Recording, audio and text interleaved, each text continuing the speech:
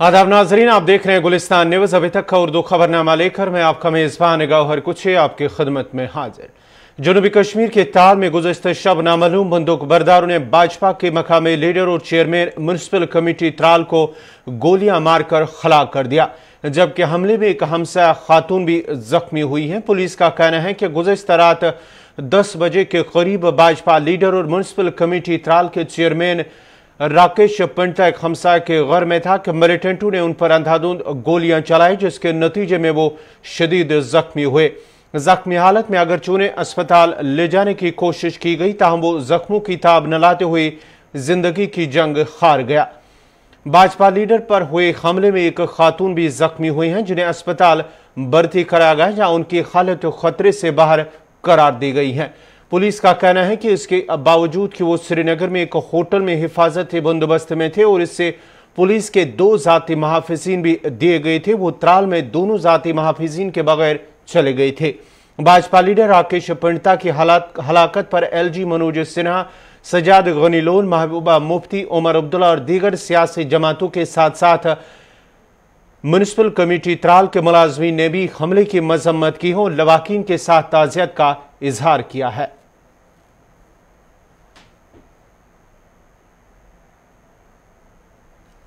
अच्छे इंसान थे, हमारे हेड ऑफ फैमिली थे यहाँ पे इस म्युनिसिपल फैमिली के। उनका एटीट्यूड बहुत ही अच्छा रहा है लोगों के साथ भी और ख़ासकर मुलाजिमों के साथ भी, चाहे छोटा मुलाजिम हो या बड़ा, हर एक के साथ उसकी रिलेशन बहुत ही अच्छी थी। हम उसको मिस कर रहे हैं और इस दुख की घड़ी में हम उनकी फैमिली के साथ है, पूरी म्युनिसिपल फैमिली।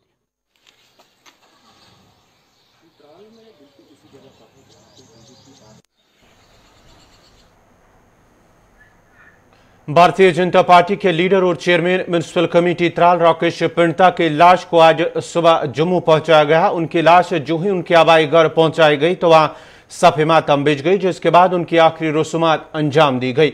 इस मौके पर पार्टी के लीडर रविंदर रैना, कविंदर गुप्ता और दीगर लीडरान और कारकुनान भी मौजूद थे। इधर additional deputy commissioner Tral Shabir Ahmad Raina ने कहा कि राकेश पंटा चंद रोज कबल ही जम्मू से आए थे और एक दोस्त के घर गए थे, जिस दौरान उन पर हमला हुआ था।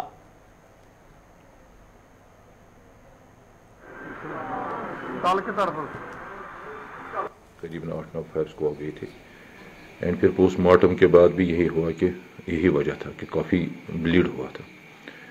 एंड उसी वक्त फिर पुलिस ने ये डिसाइड किया है कि हम इसको अपने घर भेज देंगे, तो फिर हमने एम्बुलेंस वगैरह का अरेंजमेंट कर दिया है। एंड करीबन मुझे लगा रात के 12 अराउंड वो निकल गए एंड सुबह उनको हैंड ओवर कर दिया अपनी फैमिली को। यही रिपोर्ट्स आई है अभी तक हमारे पास।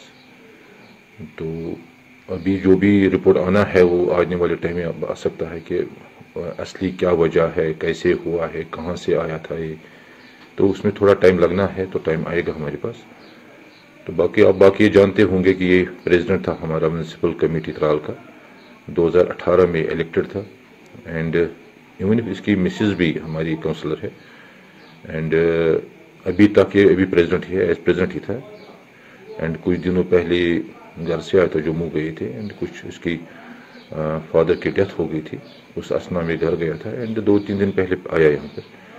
And it happened in night hours, तो आने वाला टाइम में बता सकता है कि एक्चुअल क्या हुआ है। वो भी पूरी हिस्ट्री नहीं आई हमारे पास। इसके लिए मैं बताऊं कि ये डोमेन है हमारे पुलिस का एंड पुलिस ने लगभग हर ऐसे पर्सन को, चाहे वो DDC हो, BDC हो, काउंसलर हो, इवन इफ सम सरपंच मैंने देखे हैं, तो उनको उन्हें एक सिक्योर पुलिस पर जगह पे दी है और उनको बाज़ाब्ता सिक्योरिटी दी गई है।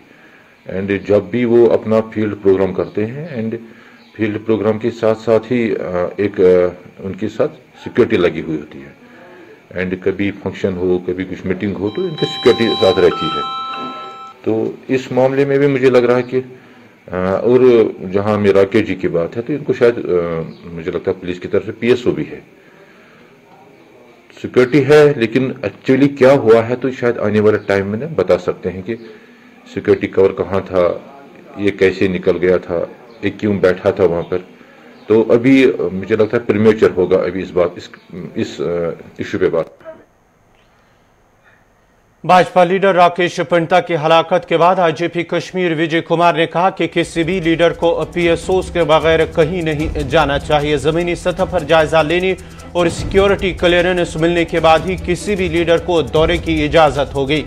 उन्होंने सभी लीडरान से दरख्वास्त की है वो एसओपीज की खिलाफ वर्जी न करे और गैर जरूरी तौर पर अपनी जान को खतरे में न डाले। समाजी राबता साइट ट्विटर पर ट्वीट करते हुए जम्मू कश्मीर पुलिस की जानिब से कहा गया है कि सभी जो लीडरान उनसे दरख्वास्त की जाती है कि वो बिना इजाजत या बिना सिक्योरिटी क्लियरेंस के कहीं पर भी दौरे पर न जाए।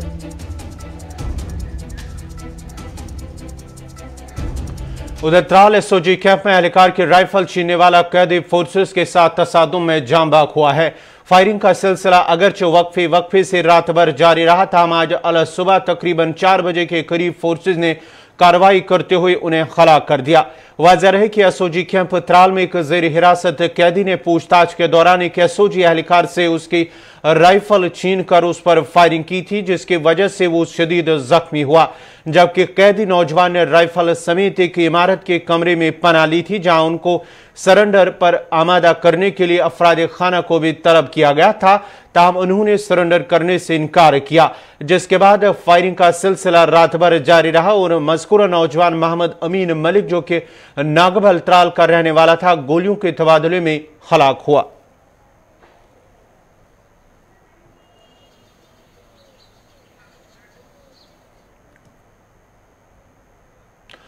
टीकाकारी की पॉलिसी को लेकर सुप्रीम कोर्ट ने भी हुकूमत की पॉलिसी पर सवाल उठाए और पॉलिसी को लेकर सख्त अल्फाज का इस्तेमाल किया है।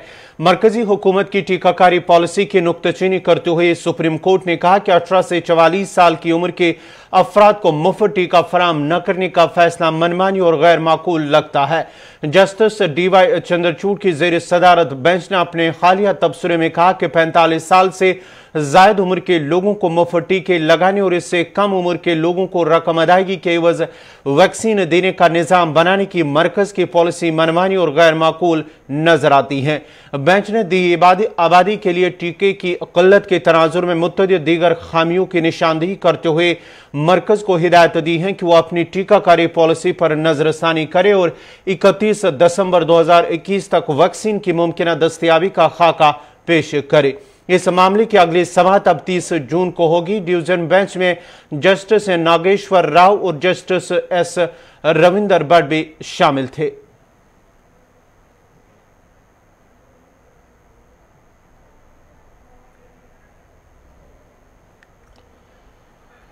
इधर आलमी वबा कोरोना वायरस की दूसरी लहर के असरात जहां दुनिया भर में कम हो रहे हैं, वहीं भारत में भी कोरोना वायरस की दूसरी लहर के बीच आहिस्ता आहिस्ता सूरत हाल बेहतर हो रही है और गुज़िश्ता कई रोज से कोरोना केसेस में लगातार कमी आ रही है। मरकजी वजारत सेहत की जानिब से जारी आदाद शुमार के मुताबिक गुज़िश्ता 24 घंटों के दौरान मुल्क में 1,34,154 नए मस्बत मामले सामने आने के साथ ही मुतासरा अफराद की तादाद बढ़कर 2,41,41,986 हो गई है।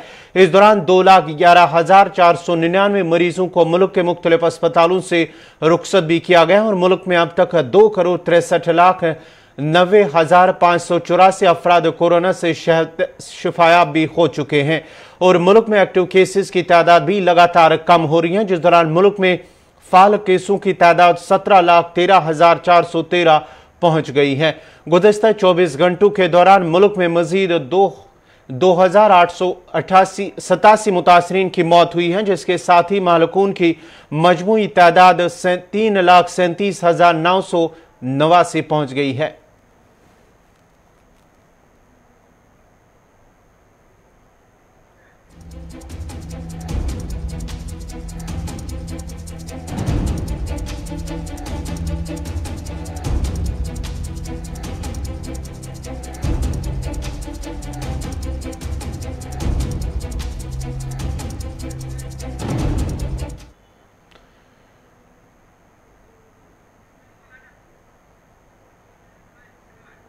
लाइन ऑफ कंट्रोल और बैन अक़वामी सरहद पर हिंद पाक अफवाज के दरमियान सीज फायर माहदे के जहां 100 दिन मुकम्मल हो गए हैं, जिस दौरान सरहद पर जारी खामोशी से सरहद के नजदीक रिहाइश पजीर लोगों ने राहत की सांस ली है। सरहद पर जारी खामोशी से नजदीक की रिहाइश पजीर लोगों ने जहां राहत की सांस ली, वहीं बिला डर और खौफ के खेती बाड़ी में लोग मसरूफ नजर आ रहे हैं और लोगों ने दोनों सरकारों और फौजियों से भी अपील की है कि सीजफायर के इस माहदे को बरकरार रखा जाए ताकि लाइन ऑफ कंट्रोल और बैनुल-अक़वामी सरहद के नजदीक लोगों के मुश्किलात दूर हो सके। आपको बताते चले कि 3 माह कबल 24 फरवरी को भारत और पाकिस्तान अफवाज के दरमियान सीज फायर माहदा हुआ है। उसके बाद ही आज 100 दिन मुकम्मल हो चुके हैं और 100 दिन के दौरान सरहद के नजदीक रिहाइश पजीर लोगों ने राहत की सांस ली है।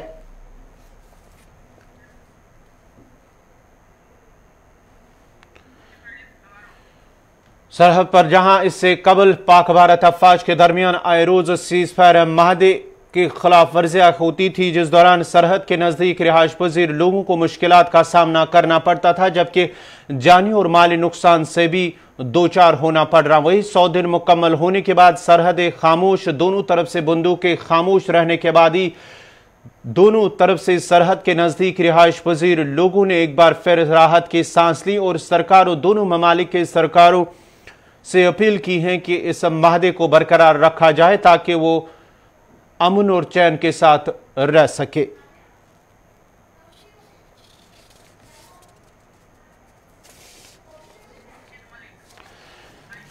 इस खबर पर मजीद तफसीलात के लिए हम सीधा सरहदी जिला राजौरी चलते हैं, जहां हमारे साथ जुड़ चुके हैं हमारे नुमाइंदे Jamshed Malik. Jamshed, line of control की अगर हम बात करेंगे, आज 100 दिन भी मुकम्मल हो चुके हैं पाक भारत अफवाज के दरमियान जो सीज फायर माहदा हुआ है, उस सिलसिले में इन 100 दिनों के दौरान जो सरहद के नजदीक रिहाइश पजीर लोग हैं, जो आए रोज जब खिलाफ वर्जियां होती थी तब उन्हें जानी और माली नुकसान से भी दो चार होना पड़ रहा था। अब जो 100 दिन मुकम्मल हो गए, दोनों तरफ से बंदूकें खामोश है, सरहद के नजदीक रिहाइश पजीर लोगों का इस हवाले से क्या कुछ कहना है? देखो, और बिल्कुल इस वक्त हम लाइन ऑफ कंट्रोल के बिल्कुल नजदीक के गांव किला धराल में हैं, जहां इस 100 दिन आज मुकम्मल होने के बाद आज हम यहां पहुंचे और इस वक्त हमारे साथ बीडीसी चेयरपर्सन किला धराल भी हैं। इनसे ही जानेंगे कि पिछले 100 दिनों में जिस तरह दोनों ममालिक के दरमियान नाजंग माहिदा तय पाया, इस लोगों की इस तरह की राहत की सांस ली। सर, जिस तरह आज 100 दिन पूरे हुए हैं नाजंग माहिदे के, किस तरह के हालात हैं इस दुनिया में? देखिए जमशेद जी, मैं मीडिया के लोगों का शुक्रगुजार हूं कि वो वक्तन फ़वक्तन इस दूर दराज बॉर्डर एरिया में आकर हमारी जो मुश्किलात हैं उनको उजागर करते हैं। मैं ये बताता चलूं कि हम लोगों ने बहुत बड़ी तकलीफ़ें जो हैं वो सही, और ये लोग हमेशा ही जो हैं टारगेट जो है वो फायरिंग पे बने हैं। लिहाजा जब से ये सीज़ फायर माहिदा हुआ है, और मैं सराहना करता हूँ अपने लोगों की तरफ से गवर्नमेंट ऑफ इंडिया का कि प्राइम मिनिस्टर नरेंद्र भाई मोदी जी ने जो ये कदम उठाया, ये एक बहुत बड़ा कदम था, जिसके सीज फायर होने के बाद लोग जो हैं वो राहत की सांस ले रहे हैं, अपने माल मवेशी, खेती बाड़ी और अपने रोजगार का जो सिलसिला है वो आराम के साथ चला रहे हैं, क्योंकि वाहिद जरिया यहाँ खेती बाड़ी और माल मवेशी है। तो जब ये फायरिंग होती थी तो कहीं जाने नुकसान होती थी, माल मवेशी नुकसान हो जाते थे, हम लोग बाहर जाके फसलों में खेतों में काम नहीं कर सकते थे, तो वो साल भर की कमाई जो है हमारी वहीं खत्म हो जाती थी और लोग भूखमरी का शिकार हो जाते थे। और ऊपर से ये महामारी और दूसरी तरफ से ये फायरिंग, और लोग जो थे चक्की में पीछे जाते थे, खासकर ये बॉर्डर एरिया के लोग। और हम जितनी भी तारीफ करें गवर्नमेंट ऑफ इंडिया की और government of Jammu and Kashmir की, प्राइम मिनिस्टर साहब की, कि जिन्होंने ये एक बहुत बड़ा कदम उठाया, जान और माल का तहफ़्फ़ुज़ जो है वो और राहत की सांस इन लोगों ने लिया है। और मेरी ये गुजारिश अपील करता हूं गवर्नमेंट ऑफ इंडिया से कि इसको कंटिन्यू रखा जाए ताकि ये लोग अमन के साथ अपना रोजगार जिंदगी जो है वो चला सके। देखो, और बिल्कुल आपने सुना होगा कि किस तरह की लोगों ने राहत ली है कि पिछले 100 दिन में जिस तरह नाजंग माहिदा तय पाया गया, उसके बाद लोगों में काफी राहत है। क्योंकि 2020 की अगर हम बात करें तो 2020 में पाकिस्तान की तरफ से 5000 से ज्यादा से मरतबा नाजंग माहिदे की खिलाफ वर्जियां देखने को मिली, और 2021 के पहले 2 महीने में पाकिस्तान की तरफ से 315 मरतबा नाजंग माहिदे की खिलाफ वर्जियां सिलसिला देखने को मिले। पिछले 100 दिनों से दोनों मालिक के दरमियान जिस तरह नाजंग माहिदा तय पाया, उससे लोगों में काफी राहत की सांस ली। जमशेद, यहां मैं आपको रोकना चाहूंगा क्योंकि सरहदी जिला बारामूला से भी हमारे नुमाइंदे इरशाद भट्ट जुड़ चुका है। इरशाद, इस हवाले से जब 100 दिन मुकम्मल हो चुके हैं तो सरहद के नजदीक अगर हम बात करेंगे कमलकूट, उड़ी या दीगर जो सरहदी इलाके हैं, सरहद के नजदीक जो है इलाके हैं, वहां पर लोगों को मुश्किलात भी हो रहे थे। जब सीज फायर माहिदे की खिलाफ वर्जियां होती थी, उन्हें जानी और माली नुकसान से भी दो चार होना पड़ रहा था। अब 100 दिन मुकम्मल हो चुके हैं, वहां पर लोगों का क्या कुछ कहना है इस हवाले से?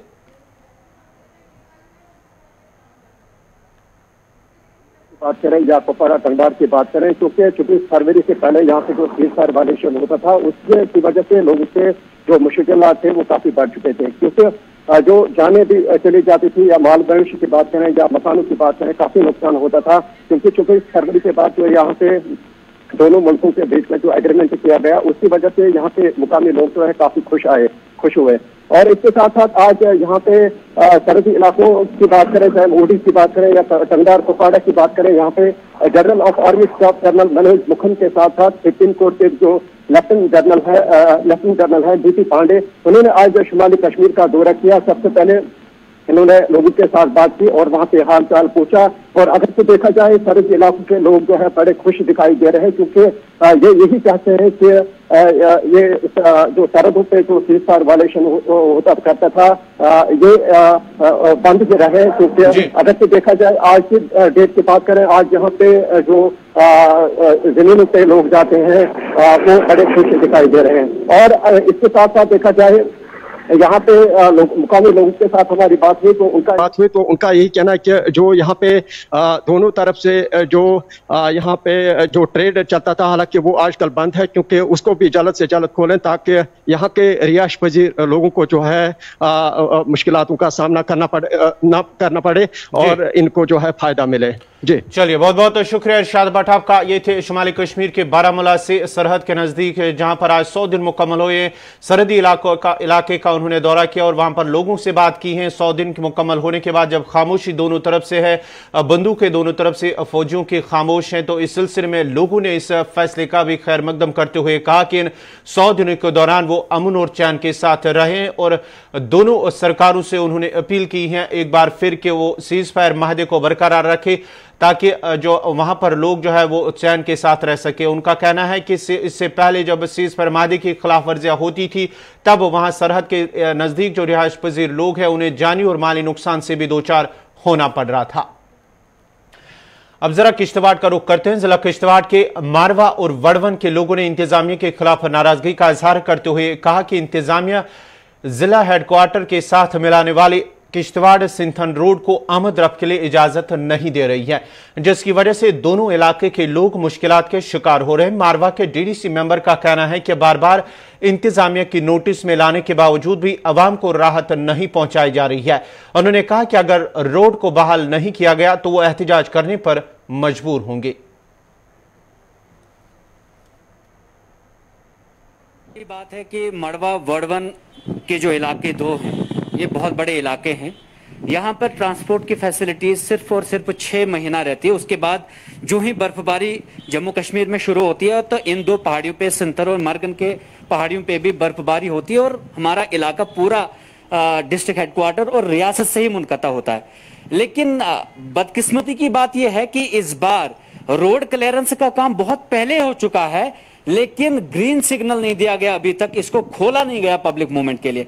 अब वजह कोई आपसे बात हुई? मैंने कई बार मैं DC साहब से भी मिला, एक ही वजह नहीं। यहाँ कभी पहले बोलते थे कि अभी नेशनल हाईवे ने इसको क्लियर नहीं किया, उसके बाद जब नेशनल हाईवे ने रिपोर्ट अपनी सबमिट की तो फिर कहने लगे कि नहीं इसमें वो ग्लेशियर्स जो अभी बड़े बड़े लेवल के हैं तो उसमें स्लाइड आ जाती है तो कहीं कैजुअलिटी भी हो सकती है। अब वो एक्सक्यूज भी खत्म हो गया तो अब कह रहे हैं कि जनाब ऊपर ड्यूकॉम साहब ने और LG साहब ने बंद करके रखा, लेकिन हकीकत भी वही है कि ऊपर से आदेश आए हैं और इस जो सिंथर टॉप जो हमारा वाहिद वो रास्ता है जो हमें अपने डिस्ट्रिक्ट के साथ जोड़ता है उसको बंद करके रखा है। ये जो आपका मड़वा वाड़वन इलाका है, आपका वहां पर जाना कैसे संभव, क्योंकि हेलीकॉप्टर सर्विस बंद कर दी गई? हेलीकॉप्टर सर्विसेज बहुत पहले बंद हो चुकी है। मैंने उसके बारे में बात की थी तो बोलने लगे कि टेंडरिंग खत्म हो जाती है, साल का जो कोटा होता है बंद हो जाता है। ठीक है, फिर बोलने लगे कोविड हो गया दोनों पायलट्स को। मैंने कहा ठीक है, अब जब रास्ता जो है आपकी लाइफ लाइन है मड़वा वड़वन के लोगों के लिए, आप समझ लीजिए कि ये जिस तरह एक जिस्म के अंदर खून बहता है और उसका बड़ा इंपॉर्टेंस होता है, उसी तरह आप समझ लीजिए कि it is the life line for the people of Madwa and Wadwan. लेकिन अगर लाइफ लाइन को आप काट देंगे, आप हमारे लोगों को कह रहे हैं कि आप अनंतनाग जाइए, कोई बात नहीं, आप लेकिन अपने डिस्ट्रिक्ट में नहीं आए। लेकिन कैसे हो सकता है, हमने सारे एडमिनिस्ट्रेटिव जो भी काम आपने अपने डिस्ट्रिक्ट में करने। अभी जो मड़वा वाड़वन के लोग हैं वो कैसे डिस्ट्रिक्ट हेडक्वार्टर पर पहुंच रहे हैं? वो देखिए रामबन से हमें मतलब मजबूर किया जा रहा है, रामबन से आ रहे हैं लोग, वहां से आते आते हमें करीब 350 किलोमीटर का रास्ता तय करना पड़ता है और आप समझ लीजिए करीब 20-22 घंटे के बाद हम वहां से यहां पहुंचते हैं और यहां से वहां 2000 किराया 3000 चाहिए था। डीसी साहब कह रहे हैं कि अगर मुझे ऊपर से आदेश मिलता है मैं इस रोड को खोलने के लिए तैयार हूं। कोविड की वजह से कम परेशान मड़वा वाड़वन हुआ और कोविड की वजह से कम परेशान हुआ, ये रास्ता जो बंद होता है हमारा इससे ज्यादा परेशान होते हैं। इसलिए हम आज यही गुजारिश करना, ओपन करिए, आप खुद जाइए मौके पर देखिए, कोई खतरा नहीं, हम हमेशा जाते आए हैं, ये रास्ता खोलना बहुत जरूरी है और अगर नहीं खोला तो हम सड़क पर आएंगे, हम फिर जाहिर सी बात है फिर सरकार हमें मजबूर। दिसंबर 2009 में जम्मू शहर के बीचों बीच तवी के किनारे बनने वाले मसनूई झील का काम करीब 12 बरसों बाद भी तशनीह तकमील है, जिससे जम्मू शहर के लोगों में सख्त नाराजगी पाई जा रही है। नेशनल कॉन्फ्रेंस और कांग्रेस के दौरे इक्तदार में शुरू हुई आर्टिफिशियल झील पर करीब 8 मरतबा डेडलाइन भी खत्म हो चुकी है। ताहम हुकूमत 80% काम मुकम्मल होने के बाद भी झील मुकम्मल न हो सकी। वाज़ेह है कि इस झील को साबरमती रिवर फ्रंट की तर्ज पर तैयार किया जाना था। ताहम 51.57 करोड़ रुपए की रकम खर्च होने के बावजूद भी सयाहती मकाम तैयार न हो सका। साबिका हुकूमतों से लेकर मौजूदा LG इंतजामिया कई डेडलाइंस गुजर जाने के बावजूद भी नाकाम साबित हुई है, जिससे जम्मू में सियासी लीडरान की शदीद नुक्ताचीनी हो रही है। मकामी आबादी इसे एक वोट बैंक के लिए इस्तेमाल होने वाला मंसूबा करार दे रहे हैं। वाज़ेह रहे कि गुज़िश्ता बरस हुकूमत ने 3 रुकनी कमेटी भी तश्कील देकर मंसूबे में रुकावट की वजह जाननी चाहिए थी। ताहम कोई नुमाया कामयाबी इस पैनल को नहीं मिली और मामला जूं का तू है। ये जो काम है, जो तवी लेक पे इन्होंने झील बनाने की बात की थी, इन्होंने जब प्रोजेक्ट पास किया था ये बोल के पास किया था कि यहाँ पे पर्यटक आएंगे। जम्मू वैसे ही जो इकोनॉमी है जम्मू की वो पर्यटक के बेस पे चलती है, पर ये पता नहीं क्या कारण है, बहाने मार के और शायद निकम्मेपन की वजह से यहाँ के जो प्रोबेबली एक पार्टी के नाम नहीं लूँगा, उसके निकम्मेपन की वजह से यहाँ पे सारा का सारा डेवलपमेंट जो भी है वो ठंडे बस्ते में पड़ गई है। इनको भी नहीं पता होगा कि लेक का प्रोजेक्ट कहाँ तक पहुँचा। जब जनूबी कस्बा त्राल के जौहरपुरा लाम के लोगों ने इंतजामिया और महकमे RNB के खिलाफ नाराजगी का इजहार करते हुए कहा कि राबता सड़क न होने की वजह से न सिर्फ रिहाइश पजीर लोगों को आने जाने में मुश्किलात पेश आ रहे हैं, बल्कि इलाके में आने वाले हजारों लोगों को दिक्कतों का सामना करना पड़ता है। मकामी लोगों का कहना है कि इलाका कुदरती खूबसूरती से मालामाल है और इलाके में मौजूद गुजर सरन एक सेहत अफजा और खूबसूरत जगह होने की वजह से काफी मशहूर है और रोजाना लोगों का आना जाना लगा रहता है। ताहम राबता सड़क न होने की वजह से खराने वाले को मुश्किलात का सामना करना पड़ता है। उन्होंने जिला इंतजामिया से अपील की है कि इलाके में राबता सड़क तामीर की जाए और इलाके को सयाहती नक्शे पर लाया जाए ताकि इलाके के लोगों को फायदा मिल सके। ये जो आज हम यहाँ मौजूद है इसका नाम गुजर सरन है। ये बहुत अच्छी जगह है। अगर इस पे टूरिस्ट प्लेस लगे तो ये बहुत बड़ी अच्छी जगह है। पहलगाम से भी बढ़कर है, गुलमर्ग से बढ़कर अच्छी जगह है। तो यहाँ ट्राउट स्ट्रीम भी है। इस गुजर सरन में एक नाला बहता है, उसमें ट्राउट स्ट्रीम बनाई गई है। यहाँ पे एंगलर आते हैं, बहुत बड़े लोग आते हैं यहाँ पे। संडे को ज्यादातर बहुत बड़े बड़े लोग आते हैं, मगर सबसे बड़ा मसला जो है वो रोड का है। यहाँ पे पैदल चल के आना पड़ता है 3 किलोमीटर।